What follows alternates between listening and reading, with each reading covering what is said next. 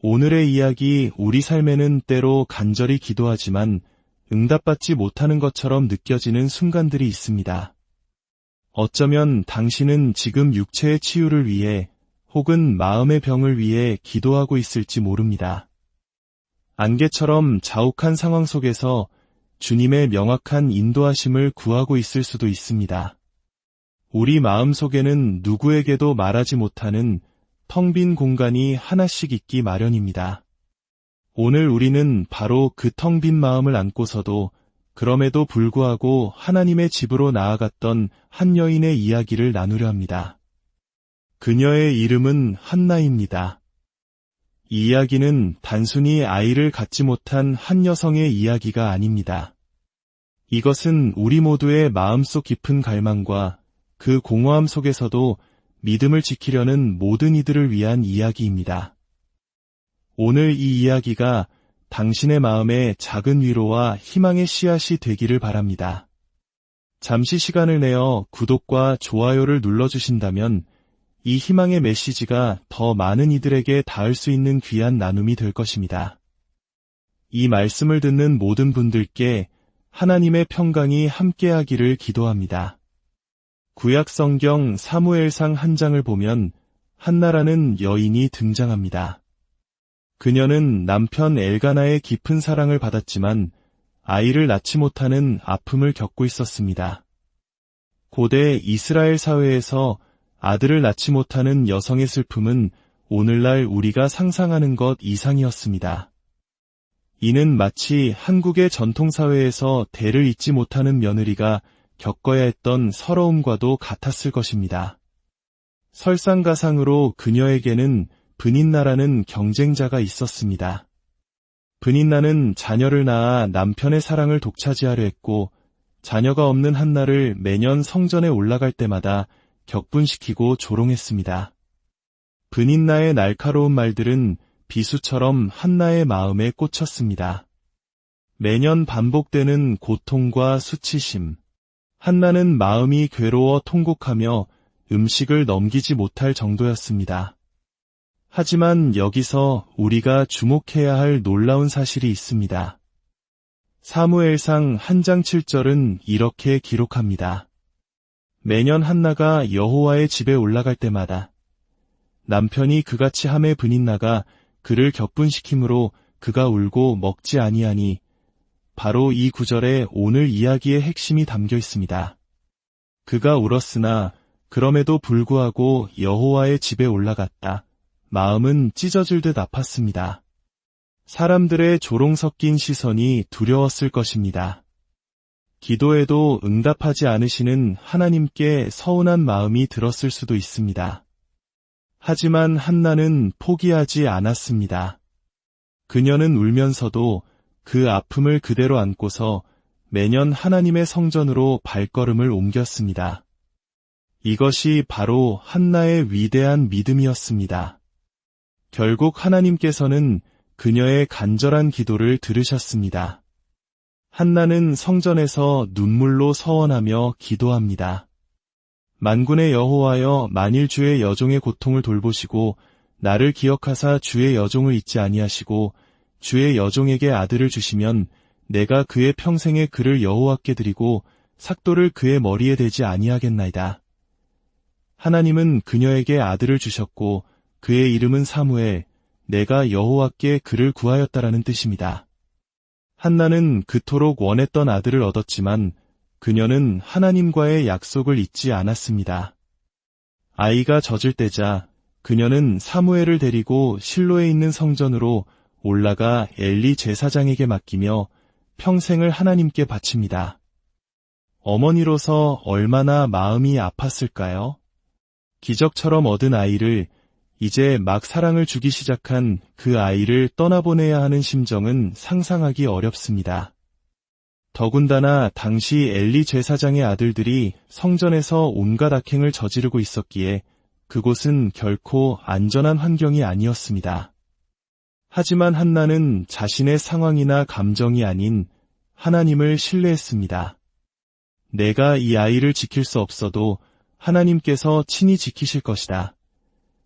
이 믿음으로 그녀는 가장 소중한 것을 하나님께 내어드렸습니다. 하나님은 결코 당신에게 빚진 자로 남지 않으십니다.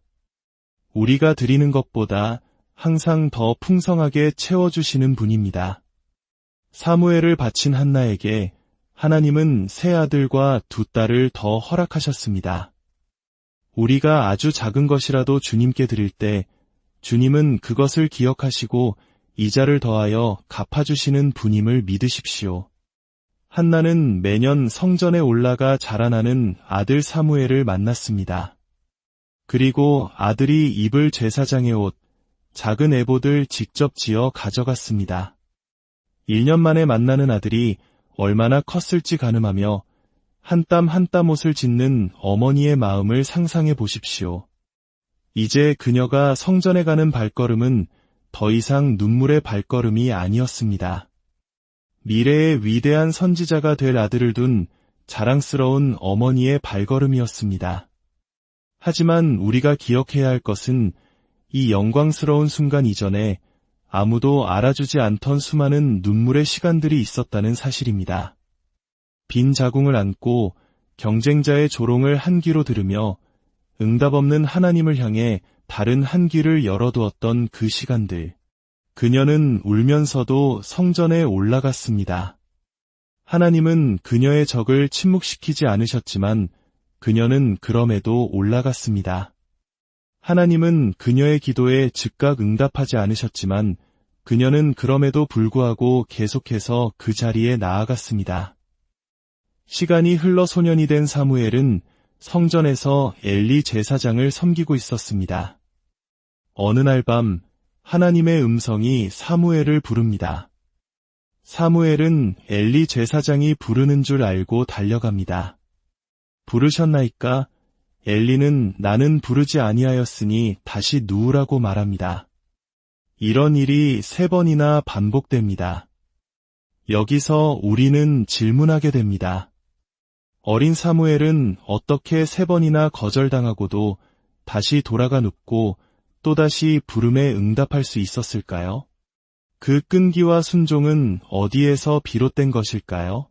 그것은 바로 사무엘이 태어나기 전 그가 결코 본 적 없는 어머니 한나의 믿음에서 물려받은 유산이었습니다. 수년 동안 응답이 없어도 포기하지 않고 하나님의 집으로 올라갔던 어머니의 끈기, 눈물을 흘리면서도 예배의 자리를 지켰던 그 믿음의 DNA가 아들의 영혼에 깊이 새겨져 있었던 것입니다. 한나의 끈기가 사무엘의 사명을 이끌었습니다. 우리 역시 마찬가지입니다. 때로는 다시 일어서는 것이 믿음의 전부일 때가 있습니다. 넘어져도 다시 일어나 그 일을 하는 것, 상처받아도 다시 일어나 사랑하는 것, 지쳐도 다시 일어나 섬기는 것, 메마른 심령이라도 다시 성경을 펴고 기도하는 것. 이것이 바로 한나와 사무엘이 우리에게 보여주는 믿음의 본질입니다. 한나의 이야기는 우리에게 하나님의 때, 즉 정한 때가 있음을 가르쳐줍니다. 갈라디아서 6장 9절은 말씀합니다. 우리가 선을 행하되 낙심하지 말지니 포기하지 아니하면 때가 이름에 거두리라. 때가 이르면 바로 이것입니다. 하나님이 한나의 기도를 처음부터 듣지 못하신 것이 아닙니다. 하나님은 모든 것을 듣고 계셨습니다. 다만 사무엘이 이스라엘 역사에 등장해야 할 완벽한 때를 기다리고 계셨던 것입니다. 한나가 기도하며 기다렸던 그 모든 시간은 결코 낭비된 시간이 아니었습니다. 하나님은 그녀를 외면하신 것이 아니라 오히려 그녀를 통해 한 시대에 필요한 위대한 선지자를 탄생시킬 준비를 하고 계셨던 것입니다. 하나님께서 이스라엘에 놀라운 일을 행하시기 바로 그때에 사무엘이 필요했습니다. 만약 사무엘이 다른 때에 태어났다면 그는 하나님이 계획하신 변화의 도구로 쓰임받지 못했을 수도 있습니다. 때로 우리가 겪는 기다림과 고통은 우리 자신만을 위한 것이 아니라 하나님께서 이 땅에 이루실 더 큰 계획을 위한 준비 과정일 수 있습니다. 지금 당신의 삶이 어쩌면 광야와 같을지 모릅니다. 아무도 알아주지 않는 곳에서 홀로 씨앗을 뿌리는 것처럼 느껴질 수 있습니다. 기도해도 상황은 나아지지 않고 노력해도 열매가 보이지 않아 지쳐 있을 수 있습니다. 하지만 기억하십시오. 당신이 울면서도 예배의 자리에 나아가는 그 발걸음을 주님은 보고 계십니다. 당신이 상처받은 마음으로도 선을 행하려 애쓰는 그 중심을 주님은 알고 계십니다. 그것이 바로 하나님께서 당신의 정한 때를 위해 당신을 준비시키시는 과정입니다. 하나님께서 무엇을 하실지는 그분의 주권에 속한 일입니다. 하지만 그분이 일하실 때까지 우리가 무엇을 해야 하는지는 분명합니다. 바로 예배하는 것입니다. 기다림의 시간 속에서 드리는 당신의 예배와 기도가 미래의 하나님이 당신을 부르실 때 주여 말씀하옵소서 주의 종이 듣겠나이다 라고 응답할 수 있는 힘이 될 것입니다. 한나가 위대한 것은 아들을 낳았을 때 그를 하나님께 바쳤다는 사실 때문만은 아닙니다. 그보다 더 위대한 것은 하나님이 아무것도 주시지 않았을 때에도 그녀가 계속해서 하나님께 나아갔다는 사실입니다. 가장 위대한 믿음은 하나님이 유혹을 제거해주지 않으셔도 그것을 이겨낼 은혜를 주심에 감사하는 것입니다. 하나님이 다른 사람을 변화시켜주지 않으실 때 내 자신의 태도를 먼저 바꾸는 것입니다. 하나님이 내 삶의 무거운 짐을 덜어주시지 않을 때 그 짐을 감당할 힘을 내 안에 부어주심을 신뢰하는 것입니다. 오늘 말씀을 듣는 모든 분들을 축복합니다. 낙심하지 마십시오. 포기하지 마십시오. 당신의 눈물이 기도로 변하고 당신의 기다림이 사명으로 이어질 그 정한 때가 반드시 올 것입니다. 그때까지 울면서도 나아가십시오.